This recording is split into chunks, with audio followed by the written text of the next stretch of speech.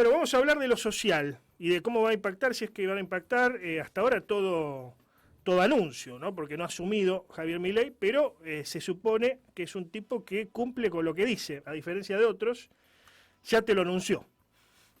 Así que ya anunció una reducción del 15% del PBI, ya anunció un duro ajuste, así sea sobre la sangre del pueblo.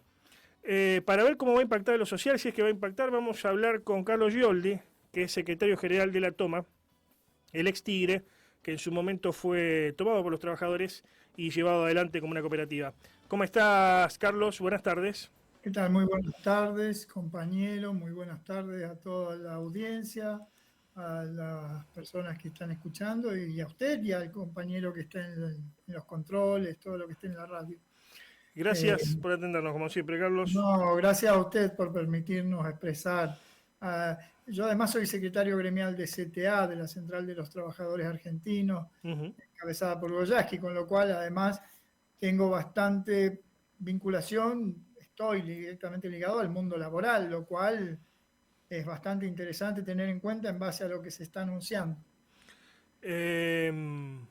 ¿Cuánto va a repercutir el ajuste en lo social para los sectores más desfavorecidos? Trabajadores, gente que hoy no tiene trabajo estable y algunos que lo tienen pero están precarizados, ¿no? Que quizás sea la mayoría eso, ¿no? Bueno, Porque hay una buena parte que tiene trabajo pero está precarizada, no existe para el sistema, básicamente.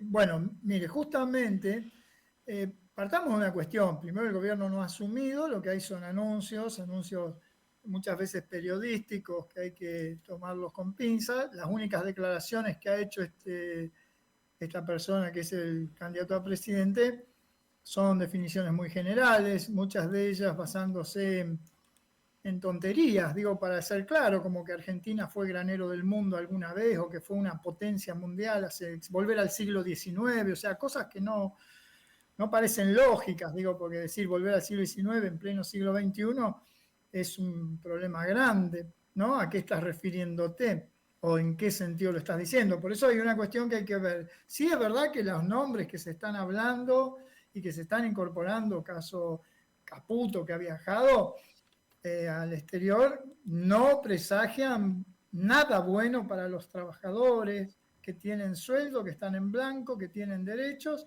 y tampoco para los trabajadores precarizados, y tampoco para las empresas pequeñas que muchas veces deben tener protección frente a un anuncio de importaciones indiscriminadas, es decir, o con el problema de la quita de subsidios al consumo energético. O sea, ¿Es como dicen algunos el segundo gobierno de Macri o en realidad es algo nuevo con algún agregado, digamos, de ex macristas, incluido Mauricio?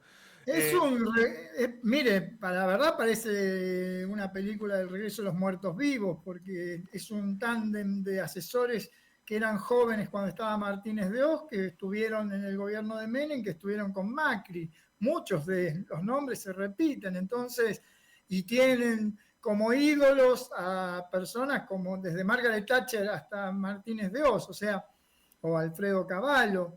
Es decir, personas que ninguna de las políticas que ellos reivindican ha sido beneficiosa para los trabajadores. Es más, todo indica que la motosierra, que es lo único que, digamos, fue su caballito de batalla, es contra el pueblo trabajador, es contra los jubilados, y que la famosa casta resultamos ser los laburantes. Es decir, es más, en este sentido, hay una frase que ha planteado posiblemente la que se presenta ya como canciller, que es el tema de Margaret Thatcher cuando plantea la necesidad de reforzar para los que van a caer del sistema. Claro, sí, mi ley habla directamente en un lenguaje bélico, Lenguaje bélico, los caídos. Los caídos, sí, los caídos. Y eso es tomado de Margaret Thatcher cuando se prestaba a liquidar la actividad minera a los trabajadores mineros, entonces justamente reforzaba, por eso el ministerio, y fíjese usted el nombre espantoso, ya el nombre nomás de capital humano, es decir, eso es espantoso, eso habla de una psiquis perversa. Sí, más cerca, bien capitalista, como más cerca de recursos humanos, ¿no? Mire, para mí los humanos son seres. Claro. Son seres. El que le diga recursos, capital, lo que quiera, diga, Sí, son seres es un perverso. O sea, es son una seres persona que son seres que producen en todo caso, pero bueno, claro, son pero seres humanos que son seres humanos, listo, somos seres humanos. O sea, pero bueno, es una locura galopante hablar de indepe- capital humano. independientemente de esto, a ver, ¿cómo puede ser vos que tenés mucho tiempo, mucho recorrido en lo social, tenés tu determinado pensamiento con el que uno puede coincidir o no, más o menos, Mm. pero tiene una determinada postura, una determinada trayectoria? ¿Cómo puede ser que un tipo diga, voy a ajustar, voy a hacer esto, esto, esto, a diferencia de otro, por ejemplo, Menem, que decía que iba a hacer otra cosa, revolución Sí, sí, productiva? O ¿Cómo Macri, puede que ser dijo. que y la gente lo vote gustosa? Porque la gente Bueno, votó ajuste, digamos. yo ¿No? le voy a ser sincero, hoy tengo muchos trabajadores, compañeros conocidos que han votado a mi ley, incluso de sectores que hasta uno no se los imaginaría. Este, y tiene que ver con una enorme confusión, un malentendido espantoso. Digo para hablar la palabra, es un malentendido espantoso. Dice, voto a mi ley porque va a sacar los impuestos, como si un trabajador pagara impuestos. Mm. Con una mentira, los trabajadores no pagamos impuestos, tenemos tasas y servicios, y el único impuesto que tenemos es el impuesto al IVA, El que lo IVA, paga sí. el consumo. Entonces, Que es bastante, que es bastante. ese no solo va a estar, sino que se está hablando de aumentarlo. Mm. Es decir, entonces dice, quiero que le saquen, o sea, con un criterio egoísta, muchos trabajadores, egoísta, que es como escupir para arriba porque les va a caer a ellos, dicen, bueno, que le saquen los subsidios a los que tienen subsidios. Y no, los subsidios son para la tarifa. He escuchado empresarios, pequeños empresarios, dicen, bueno, que se acaben los subsidios a los desocupados. No, no, se acaban los subsidios a la luz, vas a tener que pagar 6, 7 veces más cara la luz y vas a tener que cerrar el boliche. Es decir, es una trágica confusión de términos que creo que ha abonado muchísimo este fenómeno del panelismo, que es de donde proviene este tipo. O sea, Los sectores que tradicionalmente reivindicaron a los trabajadores, a los sectores populares, dirían ahora, o sea, los sectores de izquierda, los socialistas, los peronistas, ya de forma más institucionalizada a través de los sindicatos, no se dejaron encantar por estas teorías no, de género, estas modas a nivel internacional, nuevo orden mundial, le llaman algunos, otro Agenda 2030, y dejaron de lado, no digo que menospreciaran, pero quizás dejaron de lado las reivindicaciones clásicas de, a ver, trabajo bien remunerado, servicios sociales para los trabajadores, incluso derecho al descanso. Hoy muchos no tienen, no hubo una cuestión de elección. Aquí se eligió más lo superficial, se quiso acompasar a lo que vivían otros países del mundo, quizás con una mejor situación, y se olvidó que somos un país subdesarrollado, Latinoamérica. ¿No hubo un error de análisis acá, Carlos?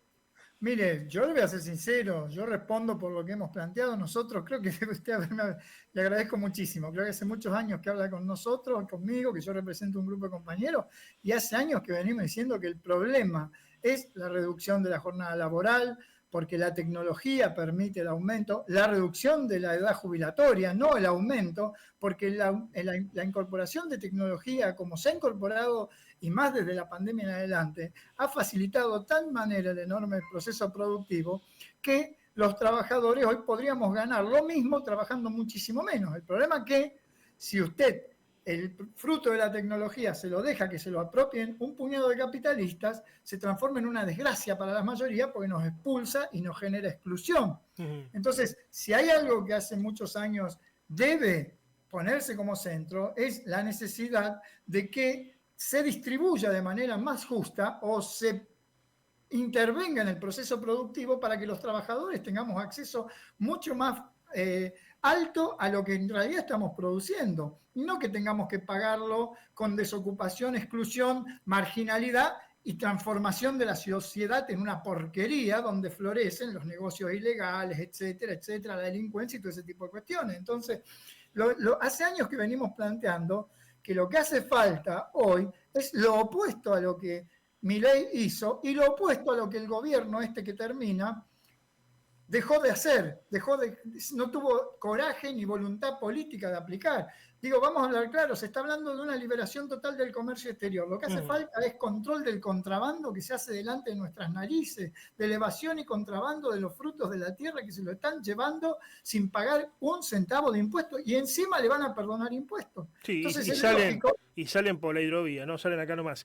Salen por el río Paraná, digo para ser claro, y se lo sí. llevan, y es o sea, cómo funciona el sistema perverso que consiste en presentar una declaración jurada de parte de grandes cadenas exportadoras que dicen cargué 10 barquitos, te lo juro, che, porque es así, es una declaración jurada, te lo juro, no te miento, tomá de onda, te digo 10 barquitos, y sin ningún tipo de control de en realidad qué es lo que se está cargando, sin ningún tipo de control de los impuestos que deberían estarse pagando. Es decir, se desmanteló la Secretaría de Comercio Exterior en la época de Cavallo Menem, que muchos de esos funcionarios vuelven, y ahora encima se va a de comercio interior. Sí, el sí, comercio interior. Con lo ahora, cual, la única liberación va a ser la de los precios. Eso sí que van a estar, viva la libertad. Ahora, Carlos, finalmente, ¿qué hacer frente a esto, digamos, no? Porque, a ver, lo votó la gente, un gobierno que lo votó la gente. No, seguro, lo votó la gente.